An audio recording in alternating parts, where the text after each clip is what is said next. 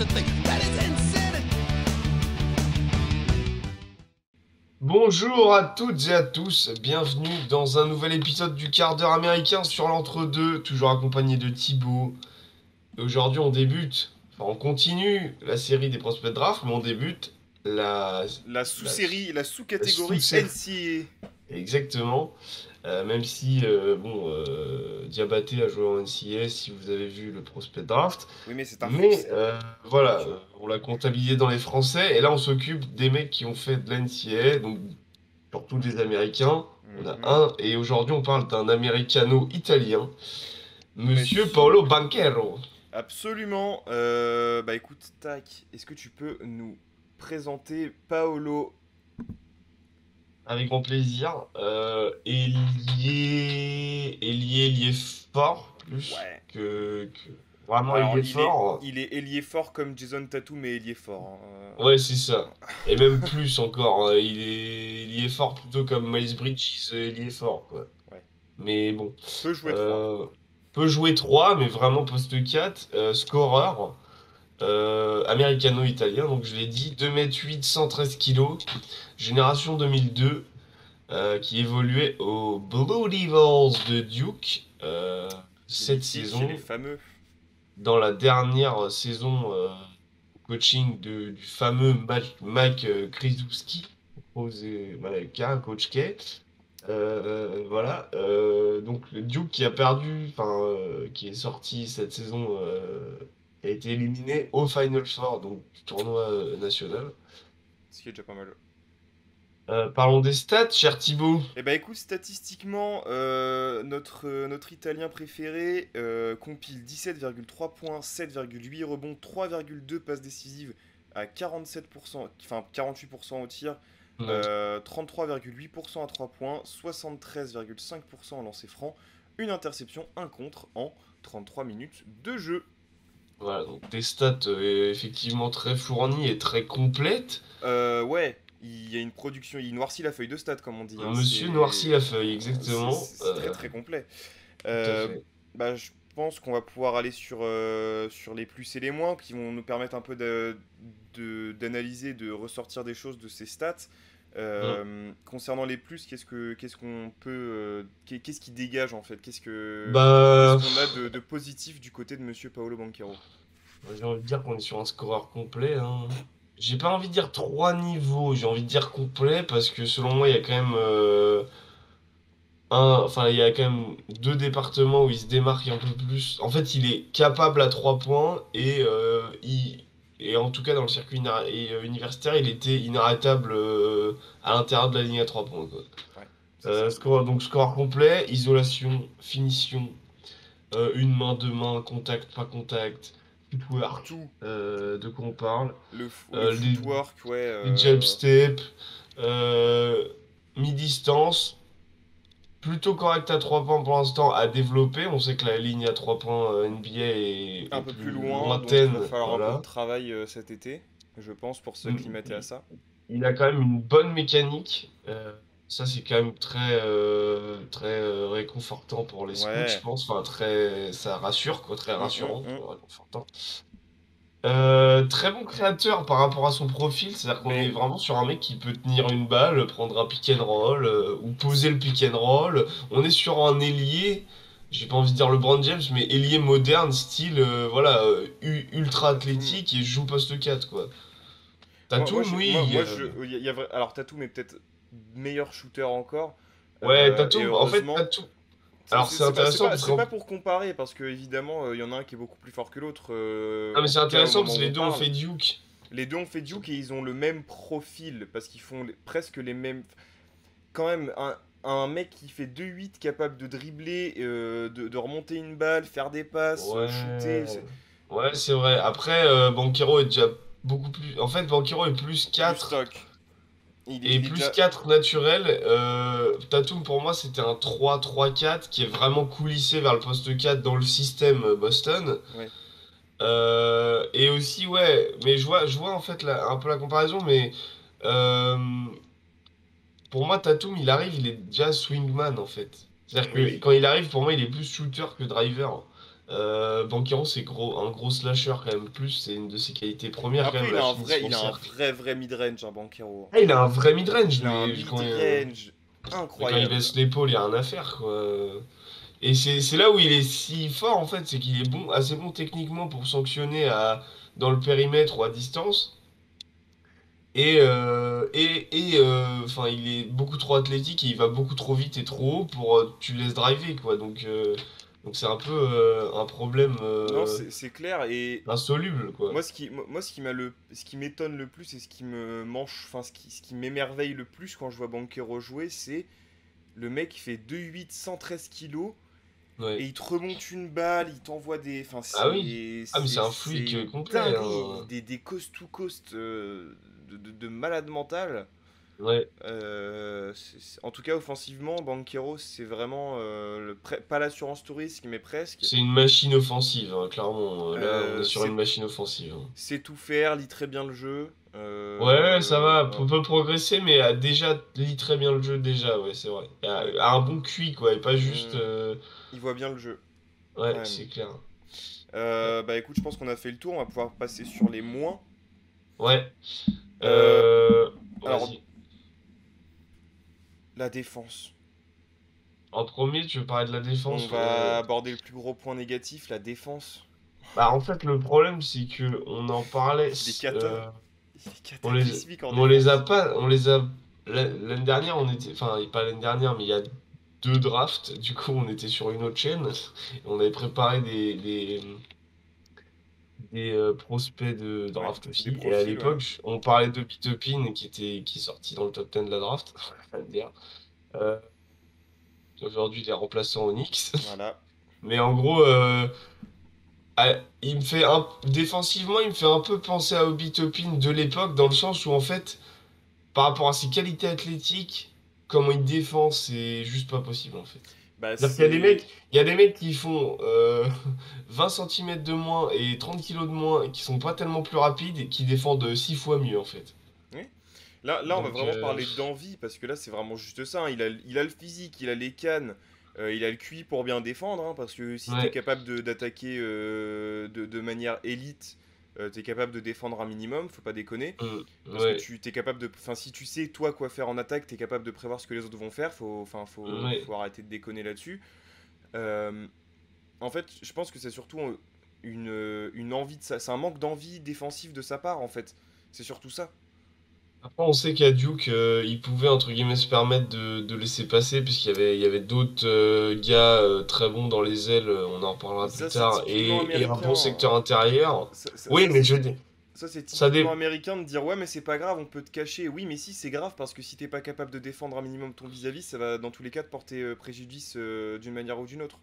je dis pas ça, je dis en fac, le mec s'est peut-être dit, bon, je vais surtout enfin, je vais surtout sécuriser enfin, bon, une place à la draft qu'on verra, en me montrant offensivement, quitte à, bon, laisser un peu passer la défense, et après, je la tafferai en NBA. C'est un mec aussi, s'il arrive avec un coach qui lui dit, bah mec, en fait, tu vas défendre ou tu vas pas jouer, il va très vite se mettre à défendre, tellement c'est un compétiteur, ça j'ai aucun souci là-dessus. Après, c'est vrai que de ce qu'on a vu jusqu'à présent, c'est catastrophique défensivement. C'est très très compliqué défensivement. Ouais. Donc je reste convaincu que c'est une question d'envie et pas une question de Oui, clairement, réflexion ouais, on est ou clairement sur une physique. question d'envie. Ouais.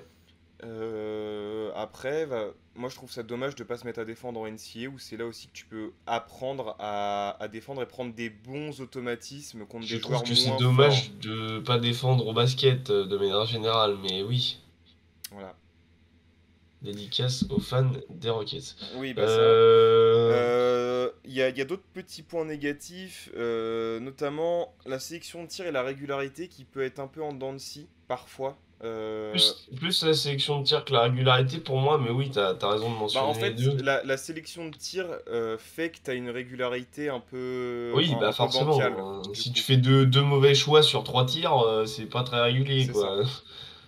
C'est ça. Mais ouais, on est plus sur... Il a progressé sur comment dire, pendant le tournoi national, enfin le tournoi tiré, quoi. Oui, le Final La March Four. Madness, voilà, c'est ça que je Ok. cherchais. Euh,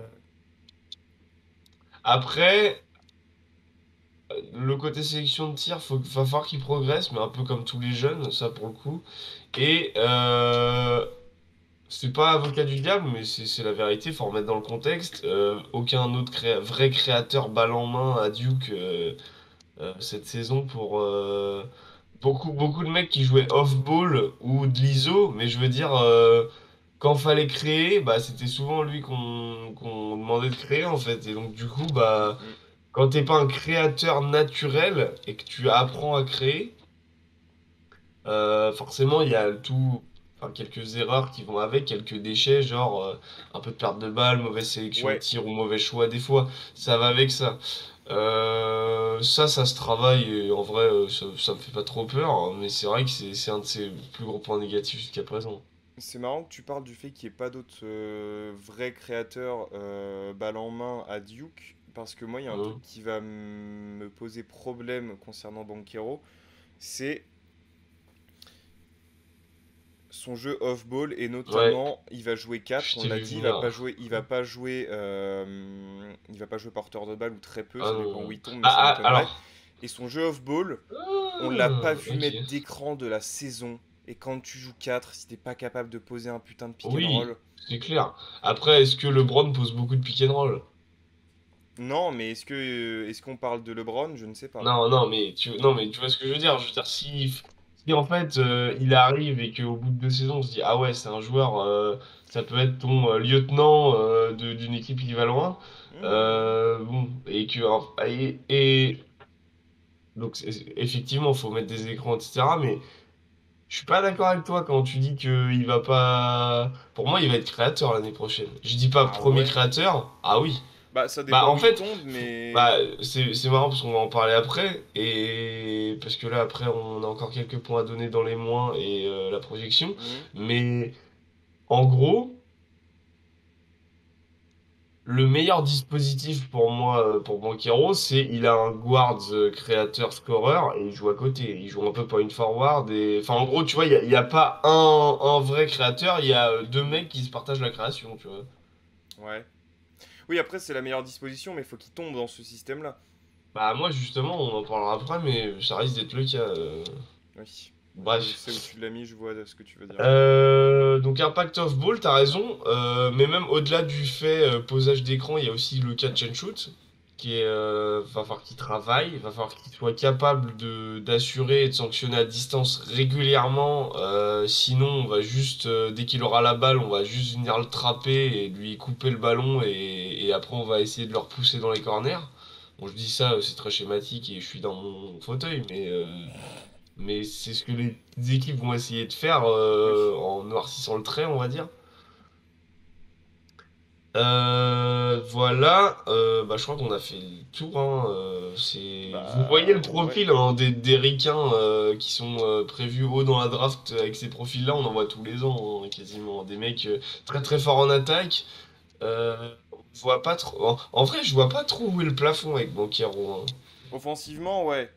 Ah C'est putain, clair. mais même en termes de jeu, parce qu'au final, tu l'as dit, là pour l'instant la défense c'est une question d'envie. Ouais. S'il se met à vouloir défendre et que après tout le reste qu'on a dit c'est du travail, genre Oui, la parce que sélection de tir, la en- régularité, le shoot. en plus, ce genre de joueur-là peut vraiment défendre parce que c'est pas un citron, quoi. Donc, tu as le physique, t'as le mental Ouais, pour. ouais, Parce que t'as des joueurs qui sont très très forts en attaque, mais qui en défense sont des citrons et sont incapables de réfléchir, hein. ouais, c'est clair. Euh, mais C'est pas là, son il fait cas. pas juste mettre des. Il fait pas que mettre des paniers et prendre des shoots inconscients, c'est-à-dire qu'il est capable de faire des passes, de créer du jeu, etc. Donc, tu es censé être capable et t'as les capacités de défendre en tout cas, t'as les prérequis, du moins. Il peut mettre, ouais, il peut mettre. Moi en vrai, si l'année prochaine déjà il met 14 points par match, ça me choque pas. Hein, Ah non, bah du tout, du tout. Il va faire un 14 points, 5 rebonds ou un truc comme ça. D'ailleurs, en parlant de projection, ça tombe bien. Bon, alors moi, enfin, on est d'accord sur le fait que ce sera un titulaire immédiat au poste 4. Non, moi je le vois en troisième rotation, hein. Non, bien Comme sûr en que ça, G-League. bien sûr. Mais, alors, ou peut-être pas titulaire immédiat, mais il va mettre genre 15 matchs à rentrer dans le Oui, 5, quoi, et enfin, puis à la après, fin de c'est la tout. saison, il est titulaire, quoi. C'est ça. Sauf cataclysme, mais je ne pense pas. Enfin, en tout cas, Euh, de ce qu'on sait aujourd'hui, Ouais, C'est très très très potentiellement un titulaire. ouais. Et c'est très très très aussi potentiellement honnêtement, il est top 3. Moi, alors toi, t'as mis deux choix. Moi, je le vois pas dépasser le top 3 de la draft, hein. Moi, c'est par rapport à sa défense. Alors, on l'a dit, il est capable. On sait qu'il est capable, mais alors, bah, vas-y, donne tes pics, comme ça, on y va tout de suite. Ouais, bah vas-y, ouais. Bah, du coup, moi, je l'ai en pick 3, Houston. Ouais. Je l'ai aussi en pick 3 à Houston. Pour moi, c'est le pick principal. Mais, Ouais. Il mais, dépassera mais, pas le top 3. Il sortira mais, pas du tout. Jamais de la vie. mais, Détroit peut être intéressé parce Ah, que pour trade? tu peux trade parce que t'as Keegan Murray, t'as Jabari Smith derrière. Ou devant, Ah en oui, oui, fonction. enfin, en tout cas, tu voudrais dire échanger le pick 5 contre le pick 3. Tu peux faire ça. Ce serait pas con. Mais pour moi, ça en vaut pas le coup.